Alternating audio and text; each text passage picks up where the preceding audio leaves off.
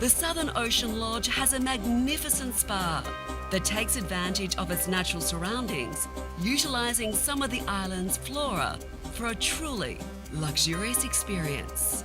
So before your therapy, what we'll be doing is an Indigenous smoking ceremony. It is a gift from the Indigenous people. It's all about awakening the energy from the earth and grounding you into the moment. I can do a bit of that, I think. So there's lemon, myrtle, paper bark and gum in here. Okay. And what I'm doing is lighting it. And when you're ready, you can close your eyes and focus on your breathing. So slowly drawing in deep breaths down into your belly.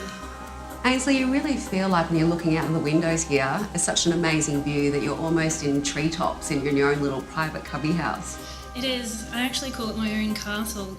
It's pretty cool to be able to look out and see all the plants. It's exciting to be able to share them, particularly with people who don't know that there are a lot of amazing ingredients that Australia has to share with everyone in their skincare. Well, I am definitely enjoying them right now.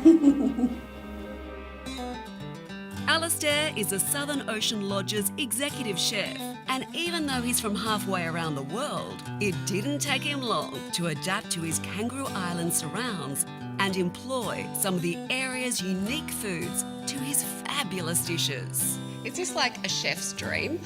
Absolutely. It's one of these places that's really unique. There's not many places like it in Australia, and the produce that we have at our fingertips on a daily basis, not just from the producers, but items that we'll forage ourselves, such as the local coastal plants and mushrooms at different times of the year. It really is a dream job. We always try and just deliver the products in a way that's not fussing around with it too much, and just serve it in a way that does it justice. And cook food that's, focused on obviously great ingredients but very pure flavours as well. Is there a signature dish? Is there something here that you're known for? Probably the marron. We're changing the marron dish on a weekly basis, but we always try and keep it very, very simple, being such a delicious product. But yeah, the marron dish is definitely getting some fantastic reviews at the moment. Do you mind if I try it? I think you should. All right, I'm going to dig in. I can't help myself. It looks amazing.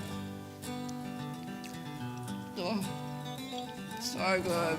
It's delicious. Thank you.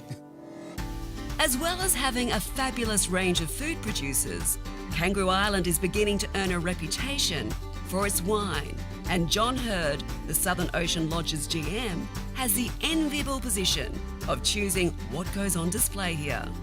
Well, look, I knew that regions of South Australia had amazing wine, but I never knew that Kangaroo Island itself produced wine. How many vineyards would you say they have here? Probably about 18 vineyards on the island. Not necessarily all of them will produce the wine actually on the island. They'll take the grapes sometimes off, so they might pick at night and then early morning get those grapes off down to Langhorne Creek or up to McLaren Vale and make the wine up there, because setting up a winery is very, very expensive. Yeah, do you have a favourite Kangaroo Island wine? I do actually, yes. What I is have that one? this Show one me. here.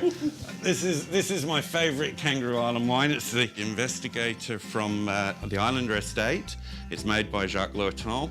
It's 100% Cabernet Franc, and I think we should open it and we should try it. Well, you don't have to ask me twice. That sounds amazing.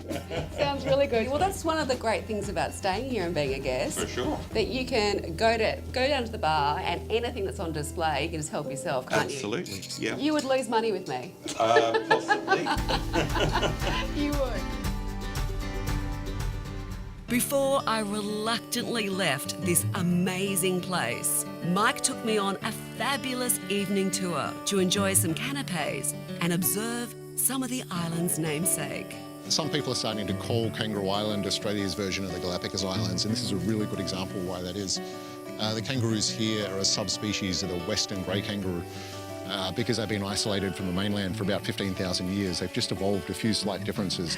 And your overseas guests? Oh, they love it. They just think it's the most incredible thing to see all of these wild animals so close and so accessible. They think it's just brilliant. Have a drink at the same time and some canapes. Exactly, and in such a beautiful setting. I mean, how can you go wrong coming to a place like this and sharing a bit of time with the locals? It's just awesome.